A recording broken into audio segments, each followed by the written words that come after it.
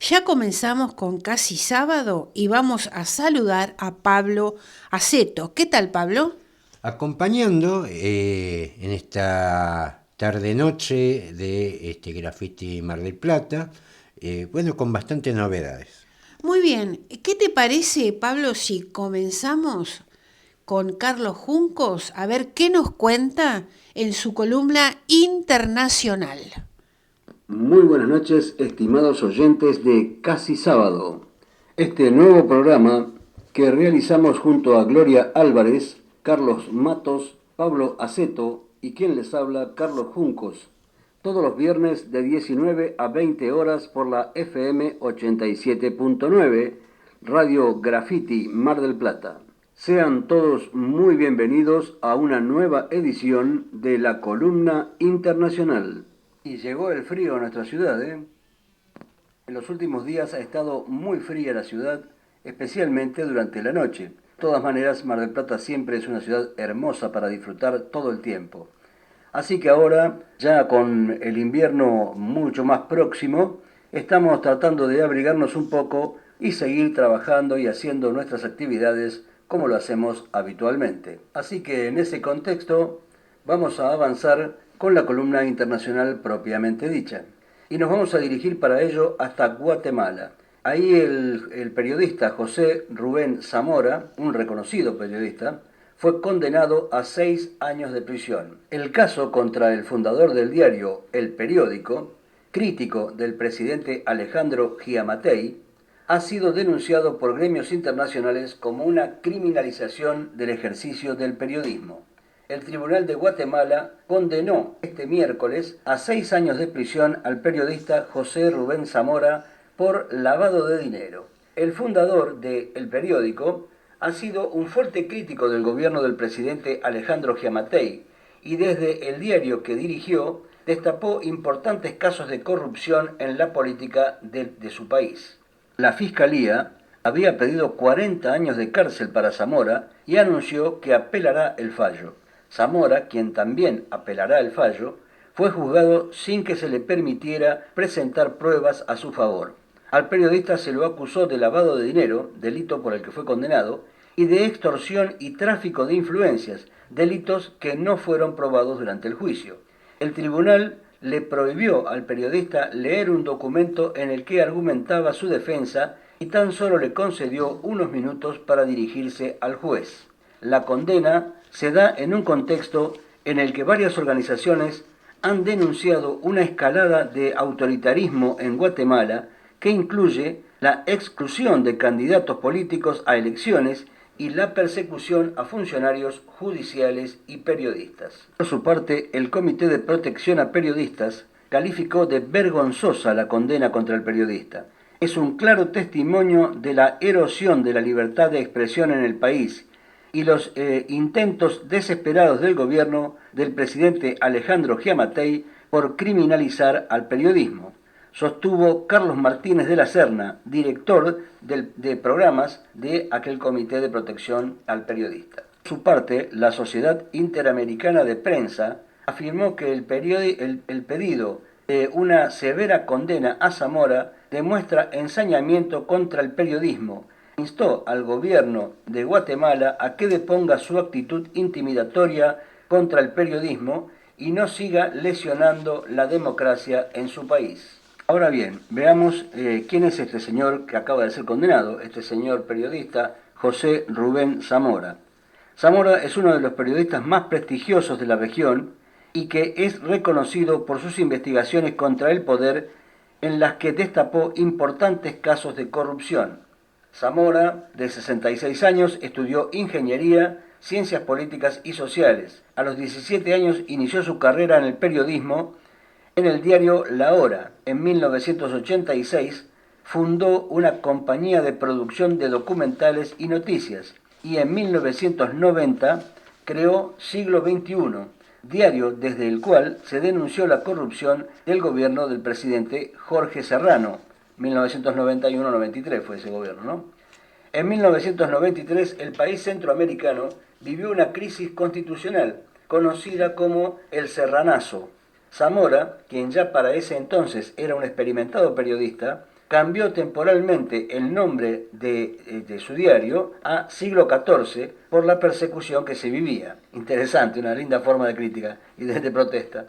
Durante ese breve periodo, el diario se imprimía con grandes bloques negros que cubrían las noticias y exponían la censura que sufría la prensa.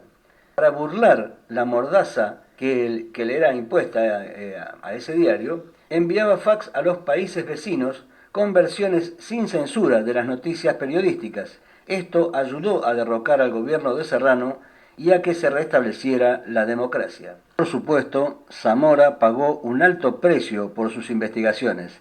Recibió todo tipo de amenazas, además de frustrados atentados contra su vida. En 1996 fue víctima de un ataque con granada del que salió ileso. Sin embargo, nada de esto lo frenó en su oficio. En 1996 fundó el diario El Periódico, el cual cerró sus puertas el pasado 15 de mayo tras presiones políticas y financieras por parte del gobierno de Giammattei. Tengo un hijo en el exilio que tiene orden de captura en Guatemala.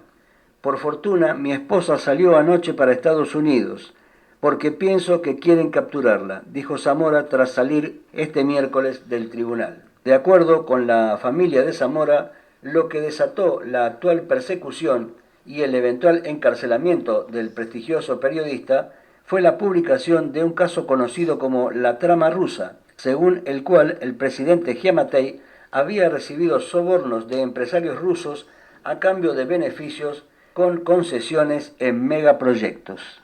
Por otra parte, varias organizaciones nacionales e internacionales defensoras de la prensa y los derechos humanos han señalado que el caso contra Zamora representa una criminalización del ejercicio del periodismo en Guatemala y han pedido su liberación.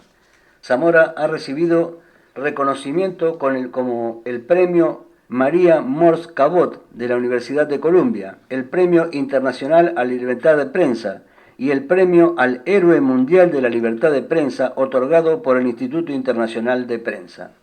Ahora bien, para poner en contexto a nuestros oyentes como hacemos habitualmente, vamos a ver quién es el que está del otro lado, quién es este señor presidente de Guatemala. Alejandro Eduardo Giammattei Falla, nacido en Guatemala el 9 de marzo de 1956.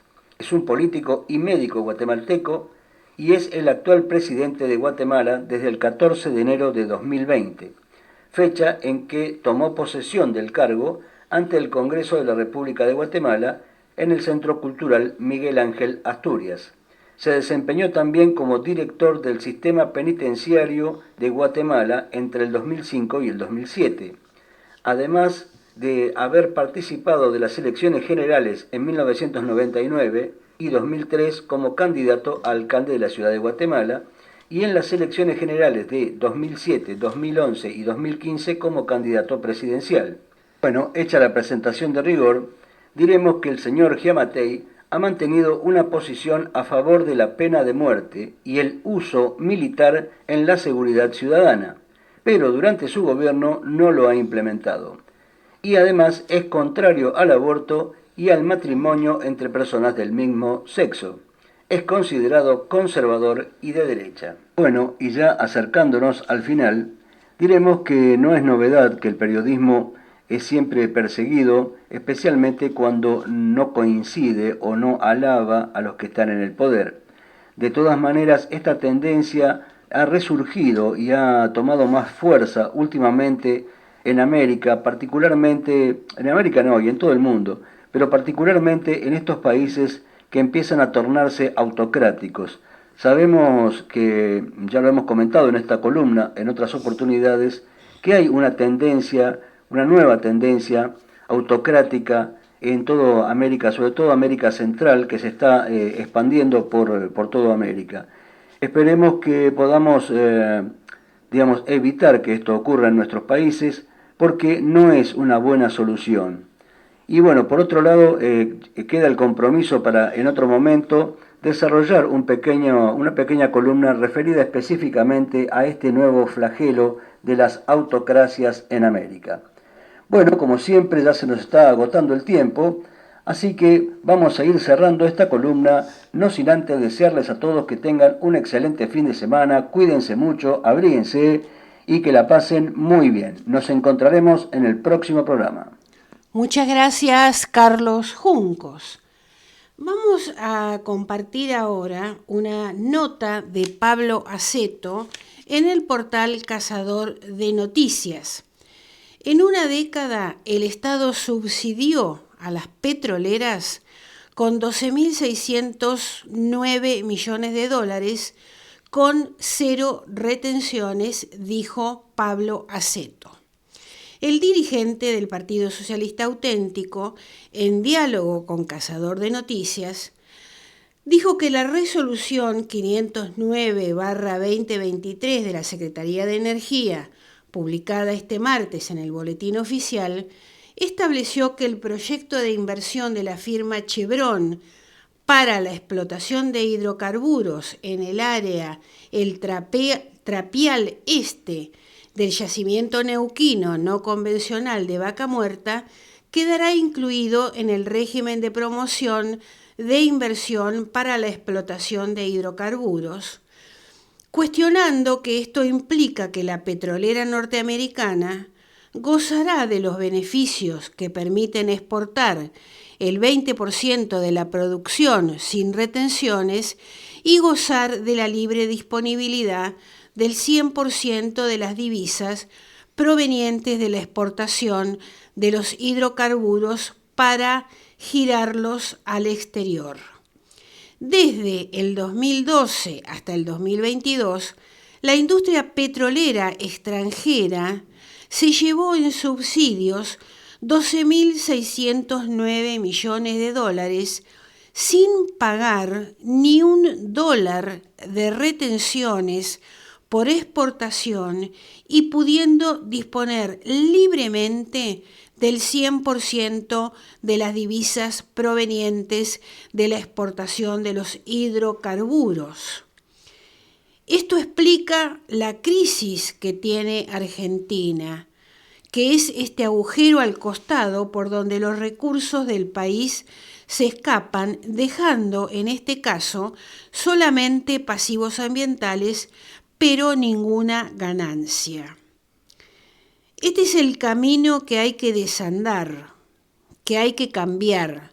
Son cuestiones de fondo en un país que no está empobrecido por una sequía, sino porque constantemente se le quitan recursos por estos esquemas de negocios que desde el neoliberalismo implantado por Carlos Menem hasta la actualidad hacen que el Estado haya servido nada más que para instrumentar las políticas que benefician a este tipo de empresas extranjeras que se llevan las divisas al exterior con 0 retenciones por exportación, terminó diciendo Pablo Aceto.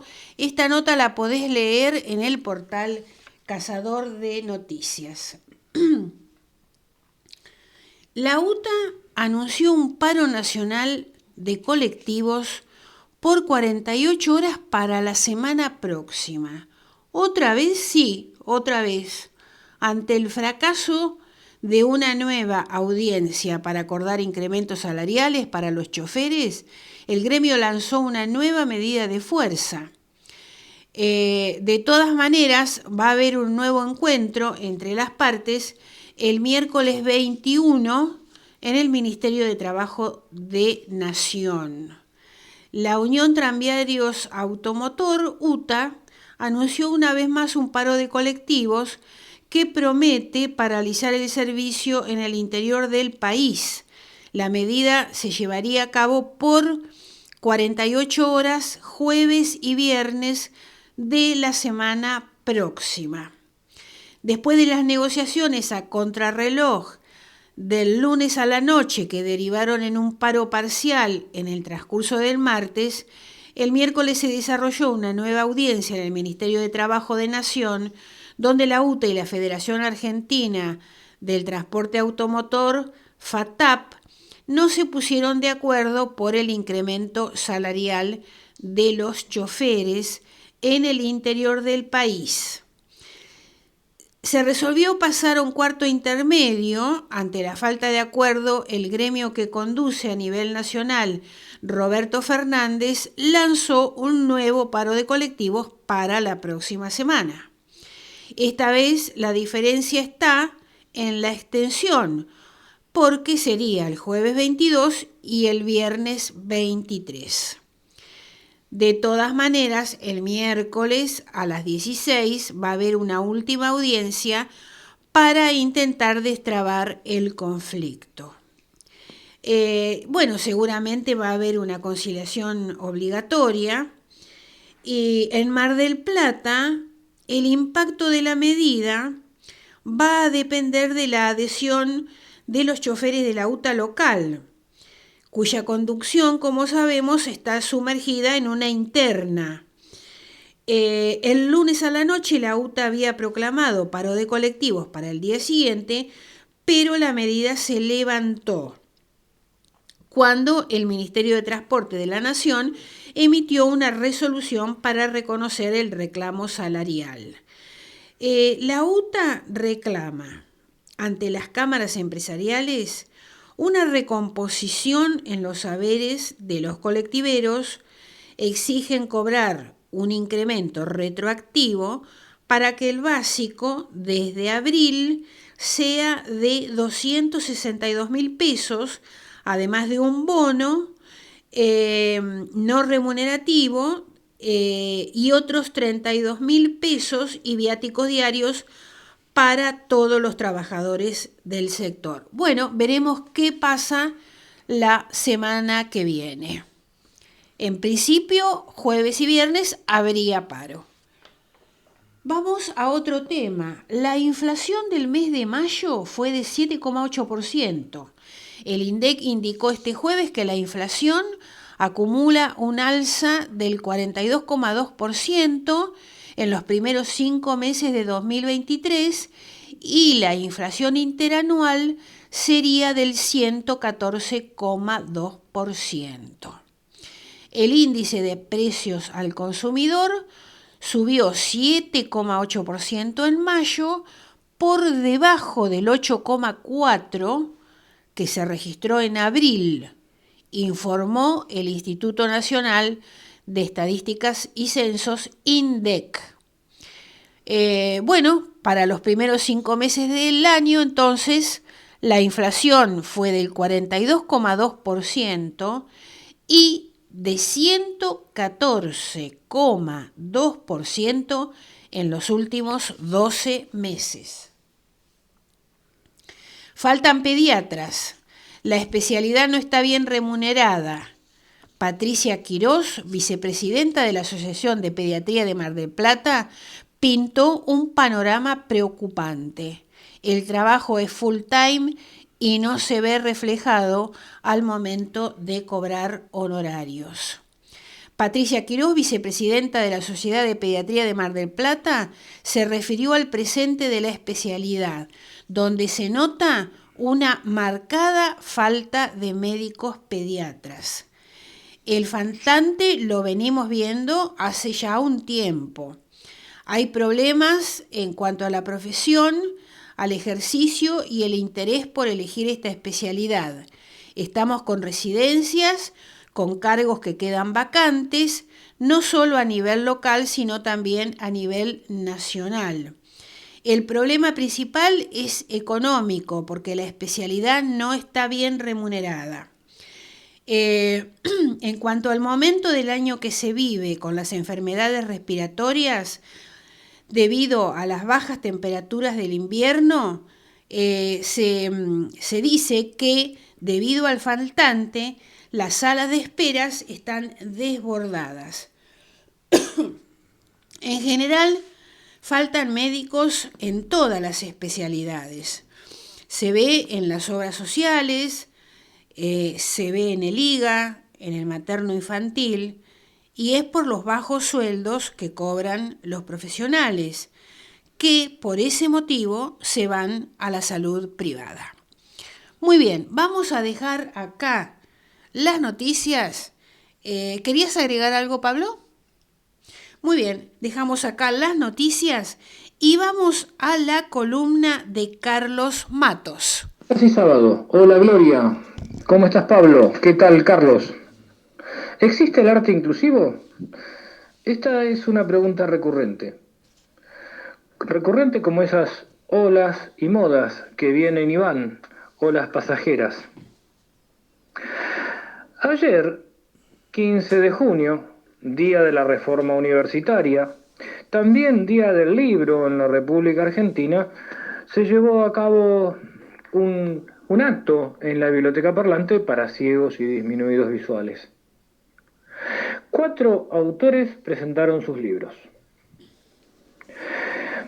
El sábado próximo hablaremos acerca de esas obras muy importantes e interesantes en su contenido.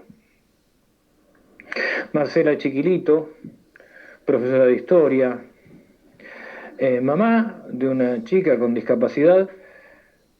Además, ella es autora de novelas, de 4 novelas, pero decidió a su vez publicar un libro, Faro de la Esperanza, en el que habla como mamá de una niña con discapacidad y cuenta todas sus peripecias. Bien, la idea del faro, tal cual ella lo explicara, tiene que ver con un punto de luz en medio de la oscuridad, en medio del desconcierto y un punto de referencia para orientarse. Otra de las obras fue una palangana llena de amor de Mauro, un joven que asistió a la escuela número 504. Mauro Juliano Costilla. Estuvo Verónica Costilla, su mamá, también, explicando cómo fue el entramado de este libro. También contamos con la presencia de Laura Espina y Final de Fiesta, otra obra que toma temas relativos a la discapacidad y síndrome de Down y que de un joven Nicolás Moro. Insisto, el sábado que viene, o tal vez dentro de 2 sábados, hablaremos de cada una de esas obras, pero hoy quiero detenerme en esta cuestión de si el arte es o no inclusivo, o si es correcto hablar de arte inclusivo. Las presentaciones de estas obras fueron verdaderamente emotivas y llenas de contenido. Hubo quien dijo que los padres reclamamos inclusión y se hizo alguna referencia a esta cuestión del arte inclusivo. En el acto pedí la palabra para dar mi opinión, luego de unas intervenciones de Marcos Folgar, que conducía el evento, y pidió al público presente que preguntara o que opinara. Si bien esto lo escribí hace muchos años ya en las redes sociales, quiero recordar acá este punto de vista. Hablar de arte inclusivo creo que es una falacia y además es tramposo. El arte no puede ser inclusivo, ni debe ser inclusivo, tampoco exclusivo ni excluyente. Pero lo más grave es cuando se pretende presentar la construcción arte inclusivo como si fuera un movimiento artístico. ¿Y qué es el arte inclusivo? Quiero reflexionar un poco sobre este punto. Arte inclusivo es una expresión artística llevada adelante por una persona con discapacidad. Cada vez que se habla de arte inclusivo, de muestras de arte inclusivo, pareciera ser la reunión de diferentes obras llevadas adelante por artistas con discapacidad. Entonces lo inclusivo se vuelve un esnobismo, se vuelve un como si, una idea políticamente correcta. Llegado a este punto, me permito hacer estas preguntas. Cuando Jorge Luis Borges escribió cuentos, ensayos y poesías, ¿hacía arte inclusivo? Sí, yo sé que esta pregunta la han escuchado en algún otro programa de radio, en el que también fui columnista, en 3 para el desayuno. Cuando Joaquín Rodrigo, músico español, compuso el famosísimo Concierto de Aranjuez y algunas otras obras, ¿hacía música inclusiva por ser él una persona ciega? Cuando Stevie Wonder canta, actúa, graba, ¿hace música pop inclusiva por ser ciego? Cuando Beethoven compuso la 9ª sinfonía, ¿hizo una sinfonía inclusiva por estar sordo en el momento de la composición? Cuando Paul Groussac escribió sobre las Malvinas, ¿hacía una obra de historia y política inclusiva por ser él una persona que se estaba quedando ciega? Podemos seguir así hasta el infinito. Yo tenía un amigo que era tenebrista y que pintaba con la boca, pero él no hacía pintura inclusiva. Era tenebrista. ¿Por qué llamar inclusiva a toda aquella expresión encarada por una persona con discapacidad? Borges no hacía literatura inclusiva, ni escribió cuentos inclusivos, ni ensayos inclusivos, ni poesía inclusiva. Formó parte de movimientos literarios como el ultraísmo, por ejemplo, que buscaba la expresión máxima en las metáforas prolongadas y extrañas. Pero eso no era literatura inclusiva.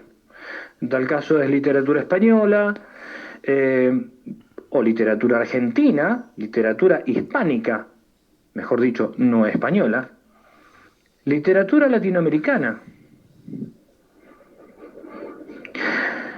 Podríamos ver algunas cuestiones impresionistas también dentro de la literatura de Borges. Borges escribía como si fuera un palincesto. Uno podía escarbar y encontrar capas de significados en su literatura. Pero de ahí a llamar literatura inclusiva a la literatura de Borges, por el hecho de ser escrita por una persona ciega, es un verdadero disparate.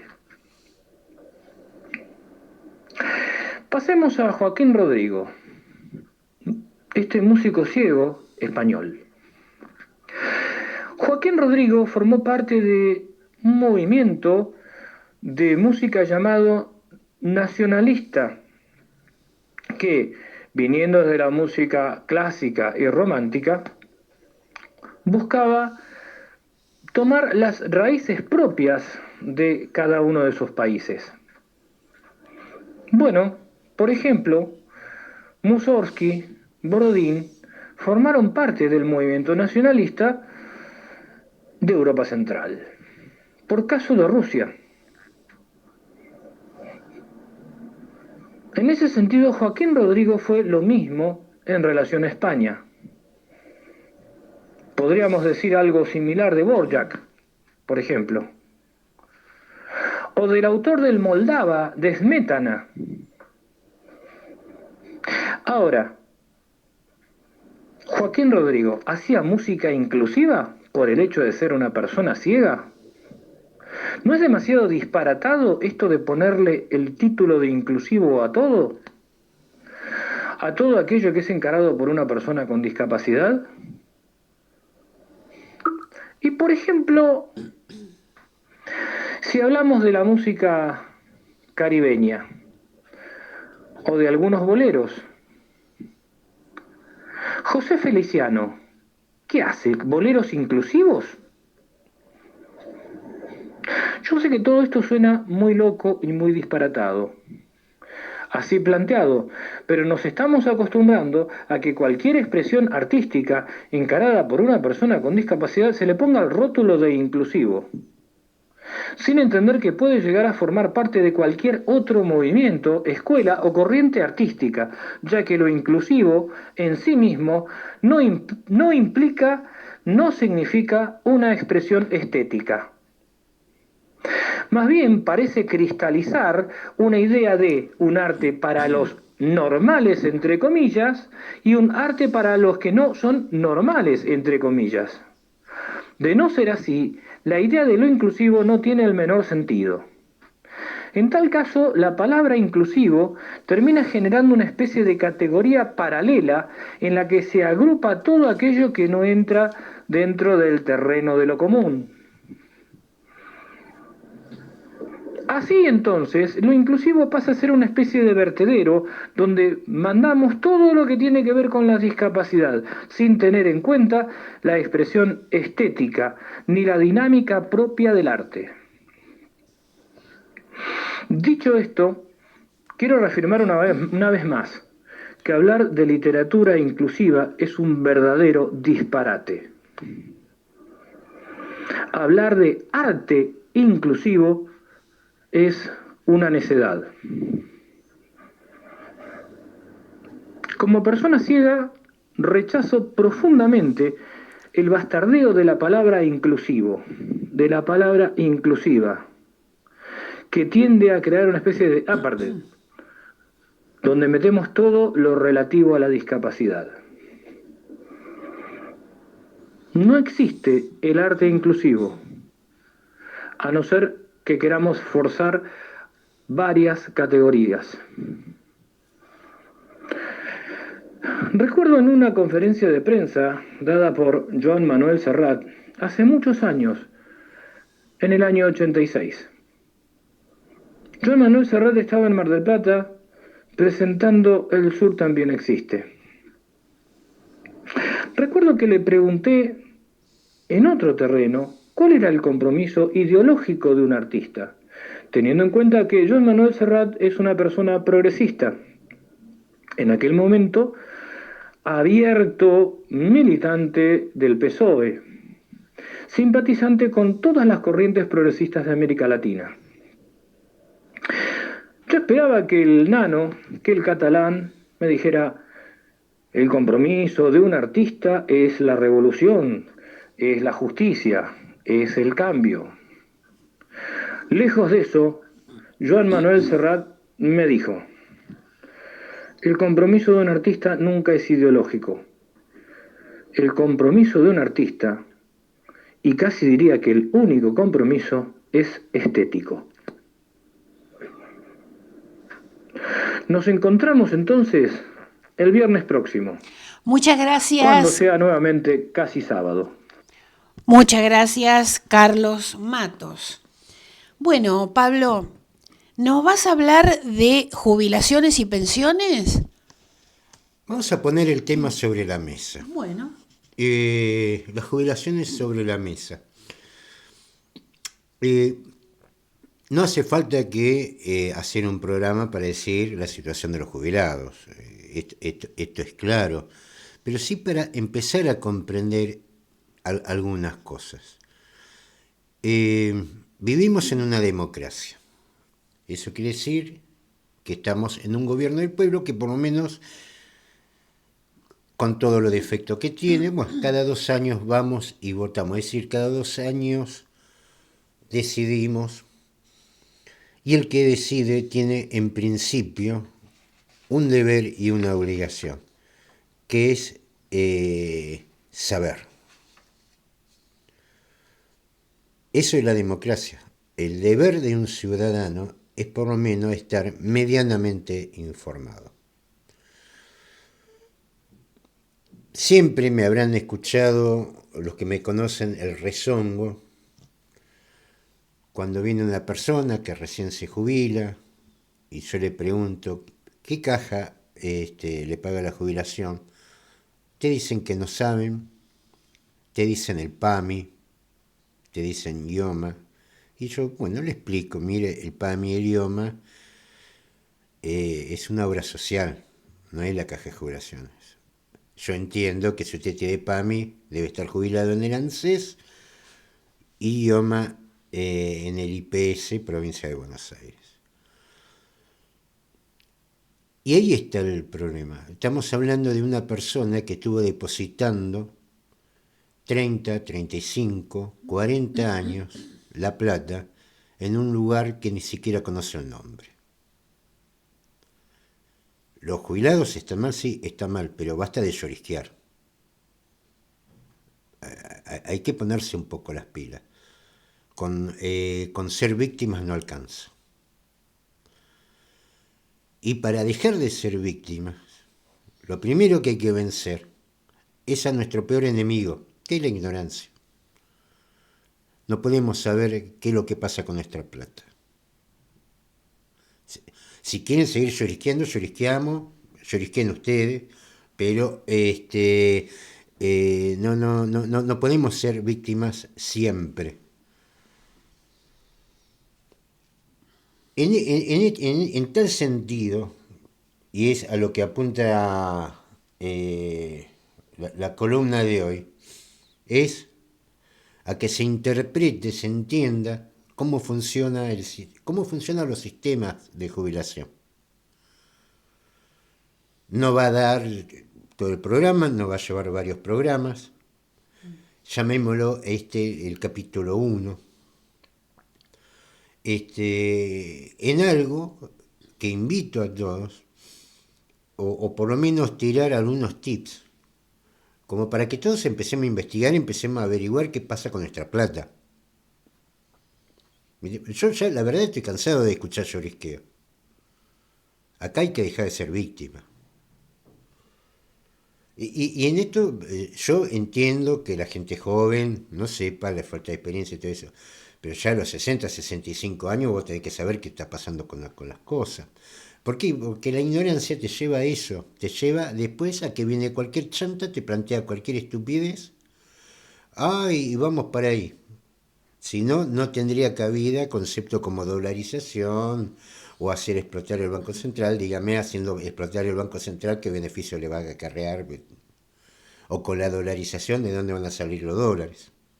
Hoy hablamos en una columna de dónde se van los dólares. Se los llevan las petroleras, se los llevan los bancos extranjeros. No hay para las jubilaciones. Entonces, es hora que empecemos también a dejar de ser víctimas y empezar por lo menos conocer el mínimo funcionamiento de las cosas para que después no venga cualquier chanta y te diga cualquier cosa y vos te montás en cualquier cosa y salís a cualquier lado. Y seguimos llorisqueando siendo víctimas. Ya a esta altura del partido ya estoy renegado, ya estoy cansado de escuchar víctimas. Basta de víctima, empecemos a hacer las cosas como corresponde. Hay, como definición general, dos tipos de jubilaciones. Una la estatal, la otra la privada. La estatal es la que nosotros conocemos ahora, que es un sistema de reparto solidario, que encierra en sí, y esto lo hemos hablado más de una vez, un problema que va más allá del tema de la corrupción. Yo no voy a tocar el tema de la corrupción, porque el tema de la corrupción se soluciona no votando corruptos. Entonces, yo confío en que la gente no va a votar corruptos. Ahora, si vota corrupto, bueno, ahí ya no tengo, yo no puedo ir a acompañar a cada uno a ver quién vota. Ni me corresponde, ni está bien. Entonces, el tema de la corrupción lo voy a dejar aparte. Si la gente vota corrupto, bueno, ese ya es otro problema. Ya es un problema de diván, no es un problema ni político, ni gubernamental, ni de organización del capital. Entonces vamos a hablar de cómo es el funcionamiento. Porque en definitiva, cuando es estatal, nosotros estamos votando a quienes aplican los recursos.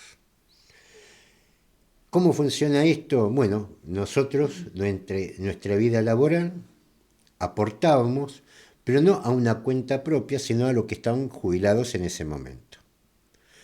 Es decir, que mi futura jubilación no va a ser producto de la capitalización de un ahorro, sino va a ser el aporte de los que están trabajando en ese momento, que en su momento recibirán los aportes de los que estén en ese momento, sean jóvenes y estén trabajando. Esto, digamos, como línea general.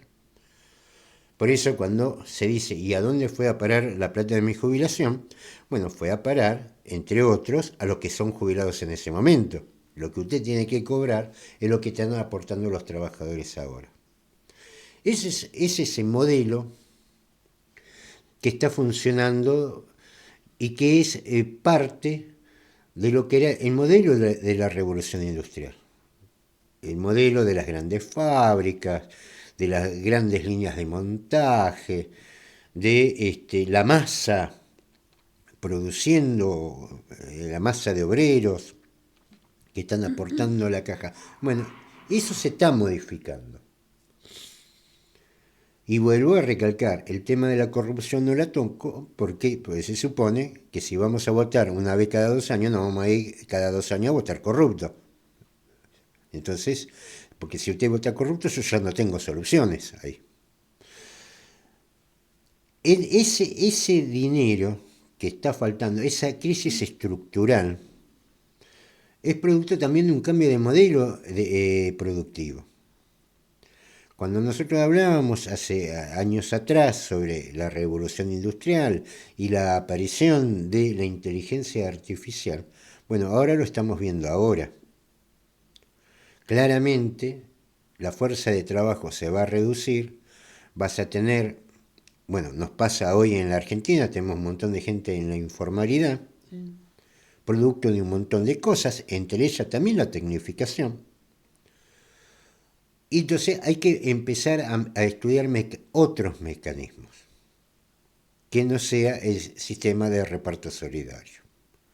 Porque en definitiva, como lo dijimos en la nota anterior, si hay 12.600 millones de dólares para que se las lleven las petroleras extranjeras, bien puede haber una partida para pagar las jubilaciones. Y cosas que también no van. Yo no me gusta, lo acepto, el tema de los planes sociales. Lo que no estoy de acuerdo es que lo paguen ANSES, porque si es una medida nacional, los recursos tienen que venir del Tesoro Nacional. Me podrán decir, y por la estructura del ANSES se puede instrumentar a través del ANSES. Estamos completamente de acuerdo. Ahora, la compensación tiene que venir del Tesoro Nacional. Pues si es una medida que lo tomaron los diputados, no lo pueden pagar los jubilados. ¿Se entiende, no? Sí, no es que estoy hablando en contra de los planes sociales, esa es otra discusión. Lo que sí digo, que digamos, no se puede ser gentil con sombrero ajeno. Que la plata salga de donde sale la plata del presidente, del vicepresidente, de los diputados, de los gobernadores, de ahí tiene que salir la plata. Y hasta ahí, y en este sentido, ante el cambio de modelo de producción que se está dando en el mundo, hay que hay que comenzar a entender la nueva etapa, porque este sistema va al colapso. Va al colapso por una cuestión sencilla. Se van a reducir geométricamente las posibilidades de empleo. Salió hoy BlackRock hablando de eso. Que la inteligencia artificial va a solucionar el problema de la inflación.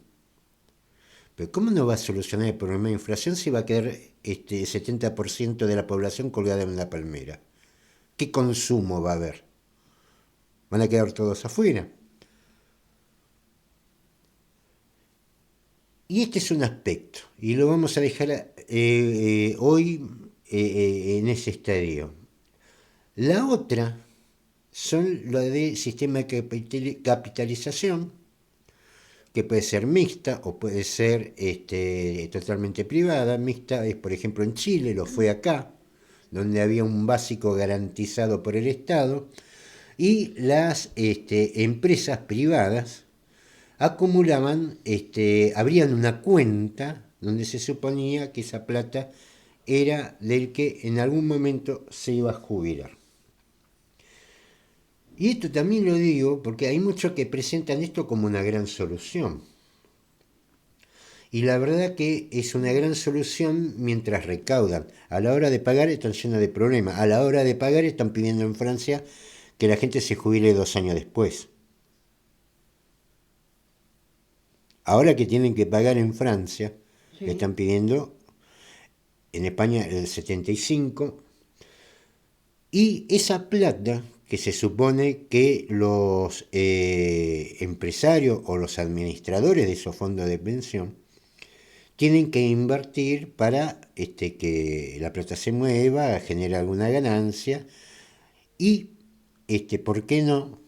Aparte del aporte que hace cada contribuyente, en este caso cada cliente, ya ahí pasarías a ser un cliente, tenga alguna ganancia más. ¿Eso está pasando? No, no está pasando.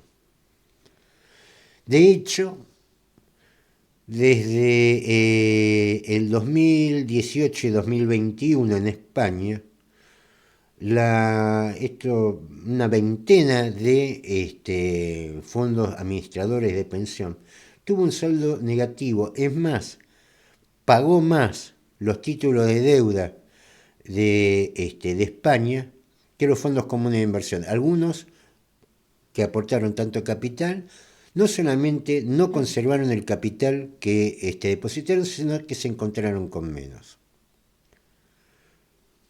¿Cuál fue otra cosa que pasó? Y en este caso estoy hablando de los fondos de pensión administrados por privados. Bueno, se vio claramente en lo que fue la quiebra de los bancos. Justamente poco tiempo antes de la quiebra de los bancos, estoy hablando, por ejemplo, de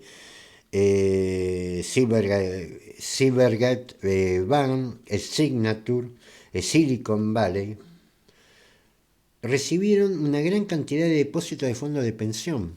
Entonces, a ver, ¿cómo puede ser que los administradores de los fondos de pensión hayan ido a depositar a estos bancos que estaban cerca del colapso?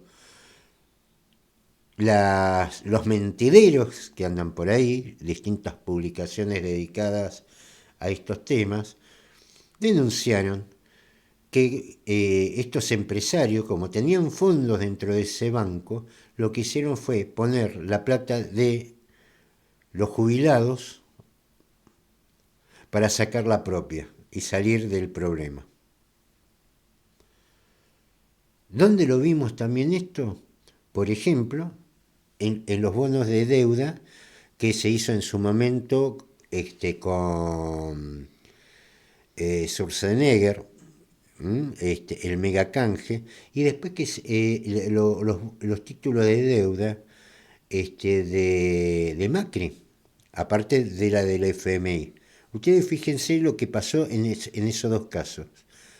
Las principales publicaciones económicas hablaban en su momento del megacanje, en su momento la deuda que emitió Macri, de esta gente sí, que con esta gente se puede ir y vale la pena invertir en la Argentina. Sinceramente, ¿de dónde pensaron estos analistas económicos que la Argentina iba a sacar los dólares para pagar las deudas?